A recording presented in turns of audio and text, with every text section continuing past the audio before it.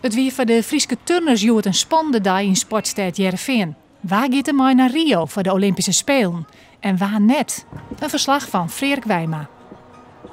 In totaal mag je er 5 maalje en 4 vrouwen naar Rio ta. Dit is Celine van Gerner namens Turnstad Heerenveen die een kans maakt. En dit is Michel Bletterman. Hij hoopt op een plekje in die turnploeg.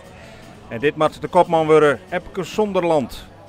Ja, het is een unieke situatie. Nooit eerder heeft Nederland met 2 teams op de Olympische Spelen gestaan. Dus dat op zich is al een prestatie van formaat. Het team bestaat inderdaad uit 5 sporters, zoals je al aangaf. En ik denk dat zowel bij de heren als de dames er zo'n 7 sporters zijn die nog kans hebben om bij het uiteindelijke team van 5 te komen. Dus het gaat echt ergens over.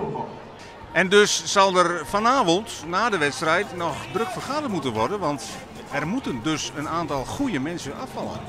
Ja, dat is aan de ene kant natuurlijk enorm jammer voor die betreffende sporters. Aan de andere kant geeft het ook aan hoe enorm het niveau in Nederland gegroeid is in de afgelopen 4 jaar.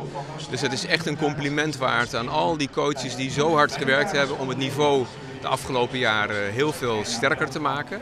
En ja, je zou het luxe probleem kunnen noemen.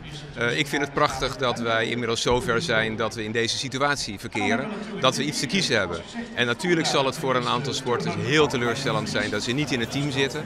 Aan de andere kant, ja, 5 is 5 en dat is niet door ons bepaald. Daar hebben we mee te doen.